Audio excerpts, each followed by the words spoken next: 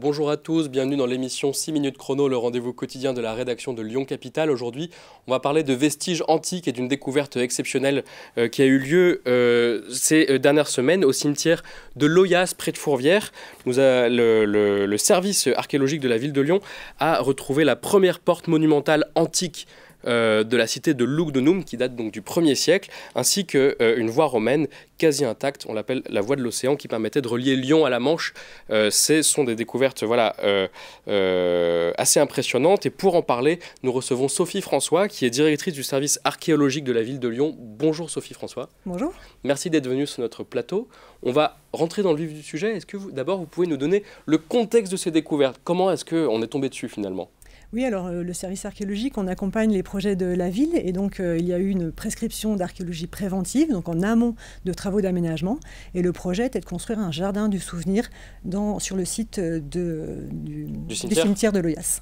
Et alors, on va rentrer un petit peu plus dans le détail, parler d'abord de la voie, ce qu'on appelle la voie de l'océan.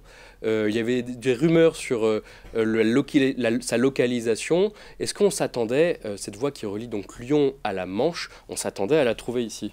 Alors on connaissait en fait son passage à Vèze, mais là on se situe à Vèze, on se situe en dehors de la ville de Lugdunum, et donc là c'est une découverte importante puisqu'on a vraiment la voie d'entrée dans la ville. Et la différence par rapport aux zones rurales, c'est qu'on a à la fois trouvé les premiers vestiges de la voie, donc antérieurs au 1er siècle, qui sont simplement des cailloutis.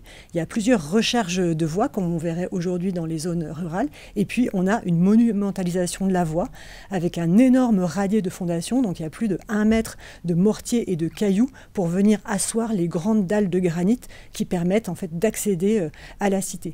Et la particularité aussi de cette voie, elle est extrêmement bien conservée et surtout elle tourne, elle est légèrement relevée sur le côté pour pouvoir rentrer à l'intérieur de la cité. C'est peut-être bien de le rappeler, la cité était vraiment perchée sur la colline de Fourvière. Donc il y avait un fort dénivelé et ces voies permettaient d'accéder, grâce sur ces pavés, qui permettaient une voie très stable, si j'ai bien compris, au sommet. Oui, tout à fait. Comme c'est vraiment des grandes dalles de granit qui sont extrêmement bien jointoyées, il devait y avoir aussi avec le pendage une évacuation des eaux possible, donc pas d'orniérage et donc une bonne stabilité. Et puis voilà, cette voie relevée, ça permettait aux charrettes et puis aux piétons aussi d'approvisionner et de rentrer dans la ville de Lyon. Et justement, vous faites une parfaite transition, on parle de l'entrée de Lugdunum. On a aussi trouvé donc des vestiges d'une tour circulaire qui était à côté d'une porte. Vous pouvez nous en dire plus? Oui, alors en fait, on a trouvé, et c'est ce qu'on a trouvé en premier au diagnostic, une tour circulaire qui fait, il faut imaginer, 8 mètres de diamètre, une maçonnerie qui fait 1,50 m de large, donc c'est extrêmement important. On n'a évidemment pas l'élévation, mais il faut imaginer une tour circulaire de plus de 10 mètres de haut. Ah oui.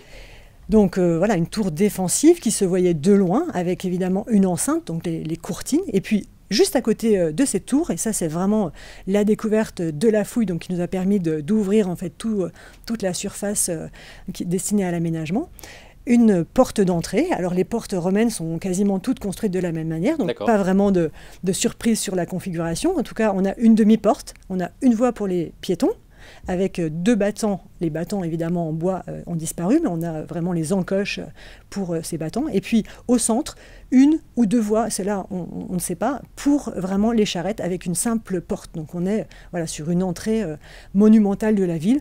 Aujourd'hui, si vous allez à Autun ou à Nîmes, il y a encore des portes de ce type-là qui sont conservées en élévation.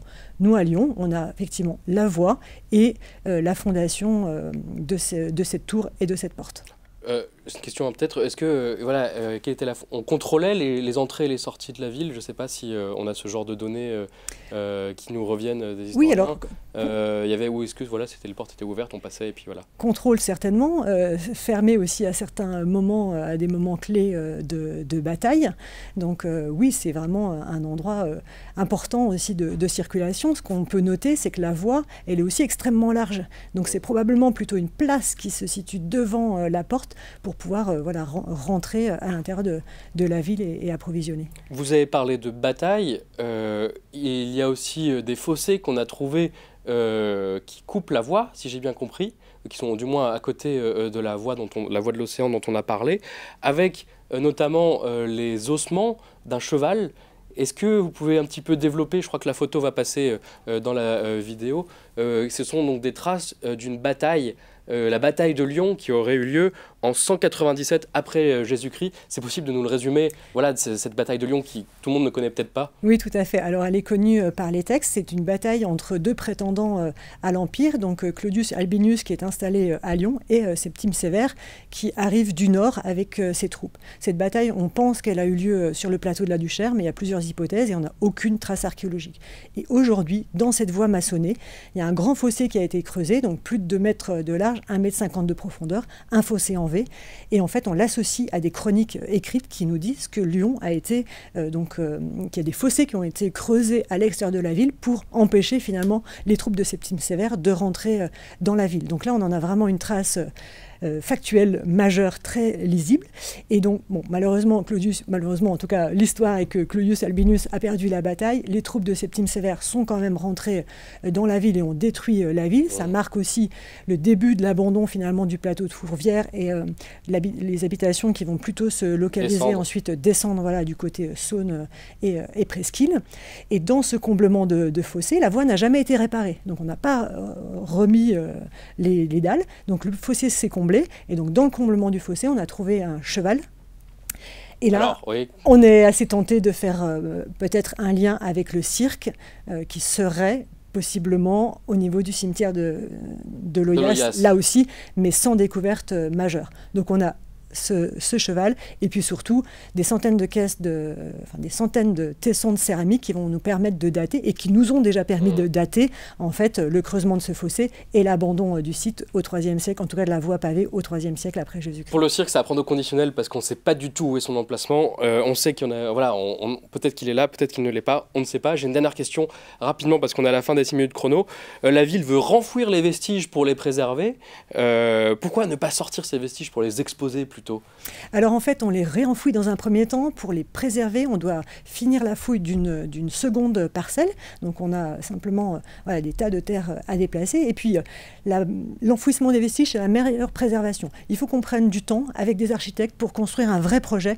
Et donc l'idée, c'est de pas les détruire, de les conserver sous terre, de réfléchir avec des architectes et ensuite de proposer un projet qui permette à tous de venir voir cette porte et cette entrée de ville. Ça peut prendre 10 ans ou c'est difficile à répondre? J'espère moins. Après, le cimetière de Loyasse s'est aussi engagé dans une démarche patrimoniale avec des visites et donc mes collègues sont vraiment très investis et ce sera aussi un choix financier que les élus devront faire probablement au prochain mandat. Très bien, ce sera le mot de la fin. Merci beaucoup Sophie François d'avoir répondu à nos questions. Quant à vous, plus de détails sur cette actualité antique sur lyoncapitale.fr. À très bientôt.